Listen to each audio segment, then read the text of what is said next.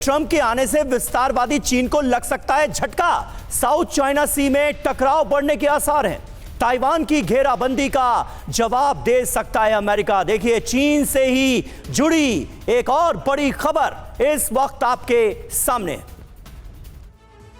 आइए इसकी कुछ और डिटेल्स आपके सामने रखते हैं। साउथ चाइना सी में चीन अमेरिका दरअसल आमने सामने आ गए। युद्ध का नया मोर्चा दक्षिणी चीन सागर में खुल सकता है। ताइवान स्ट्रेट में दोनों के 2 वॉरशिप तैनात हुए। समुद्री सीमा में गश्त कर रहा है वॉरशिप।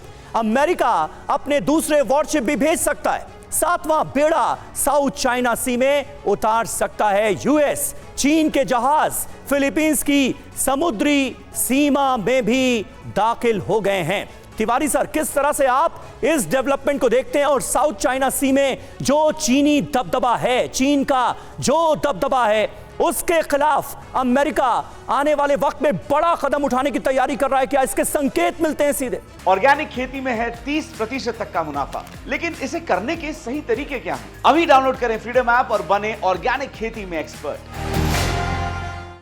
संदीप, देखिए, चीन को कंटेन करने के लिए चीन पनामा में अमेरिका से लड़ने नहीं आएगा, वहाँ कोई वॉर की जरूरत नहीं पड़ेगी। बट भरसक चीन अपनी टेरिटरी के पास कुछ शुरुआत कर सकता है जिससे आग भड़के, आग शुरू हो सकती है। लेकिन इसमें भी अमेरिका अकेले नहीं भिड़ेगा चीन से। जहाँ तक हमारा जितना उम्मीद है, उसके जितने भी चाइना के एंटी है, जापान है, फिलीपींस है, ताइवान को, इन सबको इन्वॉल्व करके और अमेरिका की फौज मिलकर चीन को दबाया जा सकता था। इसका प्रेशर बहुत बड़ा पड़ेगा चाइना पर। ये इनका एटीट्यूड भी होगा और ये इनका अप्रोच भी होगा कि जब भी चाइना ताइवान की जो आग सुलग सकती है, ताइवान में ही सुलग सकती है। तो जब भी वो ताइवान में कुछ अलग करने की कोशिश करेगा तो अमेरिका पूरे ग्रुप, जापान, फिलीपींस और अपनी जितनी बेड़े लेके आया हुआ, सबके साथ इसको चाइना पर अटैक करना पड़ेगा। क्योंकि चाइना के टेरिटरी के पास कितने भी आप बेड़े ले जाओ, कितनी भी फ्लीट ले जाओ, अकेले आप चाइना के साथ वहां नहीं लड़ सकते हो। पनामा में उनको दबा सकते हो, लेकिन चाइना की टेरिटरी के पास नहीं दबा सकते हो। जैसा एग्जाम्पल हमने यूक्रेन में देख लिया, कितने भी नाटो फोर्सेज आके रशिया को बहुत दबा नहीं पाई।